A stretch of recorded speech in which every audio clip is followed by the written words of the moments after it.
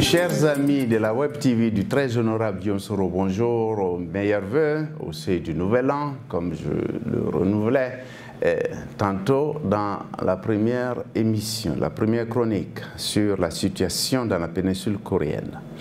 Nous allons parler de l'embellie diplomatique qui est de retour en France avec le président Macron. Il est constaté depuis son élection, il y a un ballet diplomatique des chefs d'État pour le rencontrer à l'Élysée et le président Macron montre une force de prise, des prises de position pragmatiques et très directes qui confortent beaucoup de situations vis-à-vis des États-Unis sur le climat et sur la situation de respect, d'engagement à respecter et à tenir la loi internationale et surtout les engagements internationaux vis-à-vis de la République islamique d'Iran à travers l'accord nucléaire de 2015, 6+1, et dont il ne faut pas sortir, contrairement à la puissance américaine qui voudrait y adjoindre la question des missiles et puis l'interventionnisme, pour ainsi dire, de l'Iran dans la sous-région. Et au Liban, au Yémen, en Irak et en Syrie. Et d'ailleurs, les récents mouvements de contestation d'Iran sur la cherté de la vie et la corruption sont peut-être liés au fait que ces guerres par procuration ont un coût et que le peuple, les sans-culottes, paye la note assez élevée. Peut-être aussi que les puissances occidentales exagèrent parce que la République islamique d'Iran est très forte. C'est une république qui a une base populaire, une légitimité, la théocratie assise dans la légitimité populaire et électorale et représentative. C'est quelque chose qu'il ne faut pas négliger. Sur ce dossier, le président Macron la position du président Macron va dans le sens de l'histoire. De même que sur le dossier libanais, avec le petit contentieux et puis la facilitation du dialogue stratégique entre le président Michel Aoun et le prince héritier saoudien, le prince Mohamed. Bien.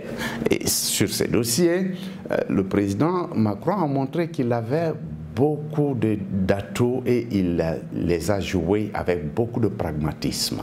De même, dernièrement, sur la situation, sur la reconnaissance américaine de Jérusalem comme la capitale, le président français, avec pragmatisme et puis réelle politique appliquée, avec franchise, a dit qu'il fallait respecter la loi internationale, toute chose qui conforte les pays membres de l'OCI, les pays arabes, et puis qui met le président Macron dans une position de facilitation stratégique. Et je crois que aussi sur le dossier du G5 Sahel, quand bien même les Américains préféreraient les accommodements bilatéraux avec les États, bon, pour ne pas ainsi dire jouer le jeu stratégique français dans la région, il est évident que la visite courante du président Macron en Chine chez le président Xi Jinping est une façon de demander des financements dans le G5 Sahel et surtout de confirmer son leadership et partager avec le président Xi Jinping sur les questions climatiques. Toute chose qui fait que le président, la France, il y a une embellie diplomatique majeure sur la scène globale, la scène mondiale, avec la possibilité de parler avec le président Erdogan, la prochaine visite du président Rouhani de la République islamique d'Iran en France.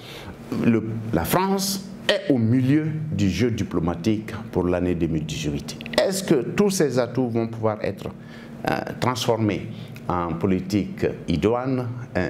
L'année 2018 est une année qui nous permettra de juger que vraiment les promesses auront été tenues.